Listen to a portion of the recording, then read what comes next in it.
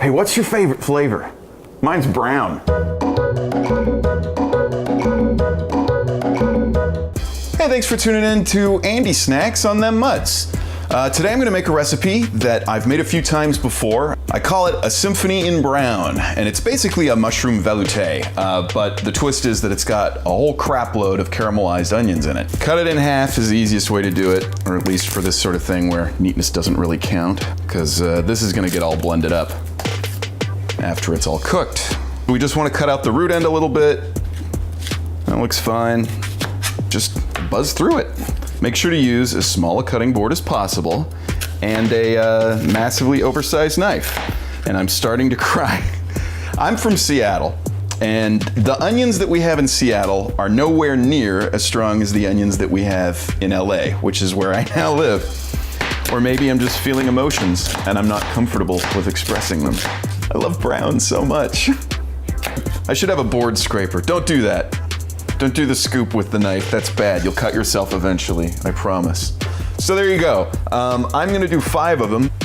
What movies would I have watched that could have made me cry this much right before I started filming?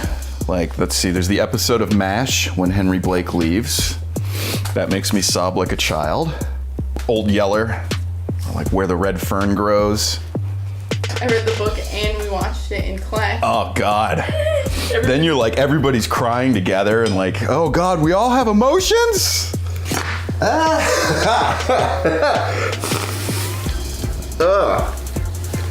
Okay, now I gotta wash my hands. One thing I forgot to mention is that for this recipe, I like white onions or yellow onions. I don't like sweet onions for this because we're gonna caramelize the crap out of them, and the sweet onions get like almost to the point of being sort of cloying if you get them to the point of brownness that we're going to get them. This is half a stick of unsalted butter. Unsalted is important because we're actually gonna put a lot of salty stuff in this later, so the butter adding salt would not be a good thing. Mainly we just wanna get all the butter melted and sort of tossed around all the onions. This looks like a shitload of onions, and it is a shitload of onions, but when we're done with it, it's gonna cook down to almost nothing. Maybe an eighth, let's say like a fifth. A fifth to an eighth of the volume that it was. I'm not good with fractions. If I turn that down to medium-low, it's gonna sort of sit for a little bit by itself. I'm gonna come over every couple of minutes and stir it. The shallot we're gonna do just like we did the onion, except I'm gonna cut it crosswise instead of longitudinally. Or is that latitudinally? Longitude. Longitude's up and down, okay. Longitudinally, latitudinally, I think. Unlikely that that's gonna kill me like that. Not knowing the difference is gonna kill me at any point in the near future. And then, I don't know, however much garlic you like. I'm gonna use probably, let's say like half. The smash with the knife, then it pops out of the skin. Take out your frustrations on the garlic in a very like gentle and controlled manner. Cooking 101 stuff, I'm sure. I wouldn't know, I didn't go to culinary school, obviously. The closest I've ever come to working in a kitchen was I worked in a bakery in high school. That's not true. I also worked at a take and bake pizza place, but they didn't even have like an oven, so it's hardly a kitchen, is it? 8 cloves of garlic. Sounds about right. And you just kind of want to sort of rough chop it. This is exactly what we want to see. They're translucent, they're softening up, they're starting to shrink down, even a little bit of brown happening down at the bottom.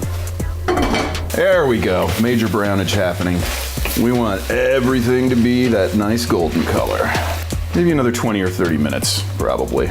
The big star of this recipe is the mushrooms. This is about a pound of hugely oversized white button mushrooms and about 1.5 pounds of portobellos. You just want to break off the stem like this on the white buttons. You can eat the stems if you want. These are especially large white button mushrooms, and so the stems are kind of extra woody on them, and I suspect that they may have a bit of a dirty, woody flavor. Cut them into slices, you know, maybe chop them that way. 1/4 inch by 1/2 inch, that's fine. Just keep doing this over and over until you're like out of mushrooms or you hate mushrooms. And then you quit. So we need to cut up these portobellos. They have big gills. They're harmless, you can totally eat them, but they're really dark and they can taste a little bit muddy. The easiest way to do it is just with a spoon, and you just kind of get in there and scrape stuff out. You don't really have to dig that hard. They come right out. Just cut them down into little manageable pieces. That's really the end of the hard work for this soup. I don't know, should we do a clock wipe? Oh yeah, we are getting close. The garlic and the shallots, toss that stuff in there too. So to brown butter, all you really need is a skillet. We're melting butter. It's like massively exciting. I can see why you're watching this episode. Gently brown it until it's brown, and then it's brown butter. Okay, so that butter has started sizzling. Let's turn it way down. There's water in there that needs to sort of cook out before it'll actually start browning. So we need to get it sort of sizzling a little bit, but not to the point where it's like popping and spraying butter all over your... I think this is about ready for the mushrooms, so I'm just gonna go ahead and put those guys in. And again, this is a situation where it looks like a complete, overload of mushrooms, but they're gonna cook way down to nothing. And put the lid on. I don't have anything witty to say at this exact moment, sorry. And that's what we're trying to avoid. When it sounds like the butter has diarrhea, it's too hot. We have cheap brown butter, and here it is. You can see for yourself, almost black, but not quite. So brown butter, what does this taste like? What does it smell like? It smells like butter, and it tastes like butter, but browned. All the solids for the soup are pretty much cooked down now. I'm not really sure how much liquid it's going to need, but I'm pretty sure it's gonna be at least a couple cups. So I'm gonna go ahead and add a couple of cups of water to this. Worcestershire sauce, a few shakes.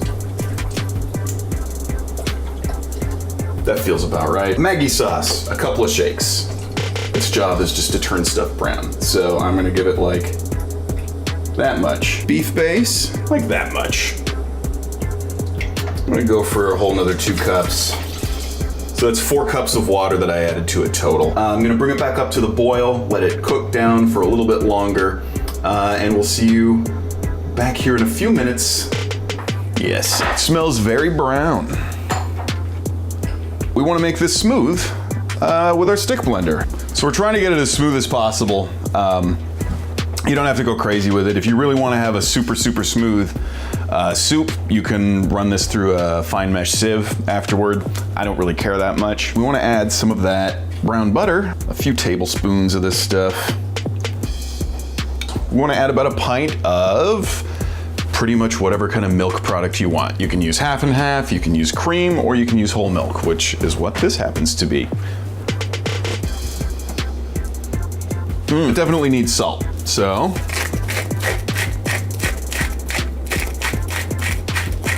why not a little bit of black pepper? That's kind of brownish. All right, so this is ready. Let's make a bowl of it and try it. I promised you people a bowl of brown soup, and by God, I've delivered. Let's see how it tastes. So Lamont, what do you usually think about soup? I'm not really a soup guy. So, but I'm a gravy guy, and this looks like gravy to me.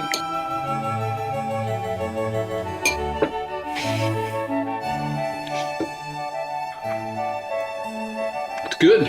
It's like brown silk in the mouth.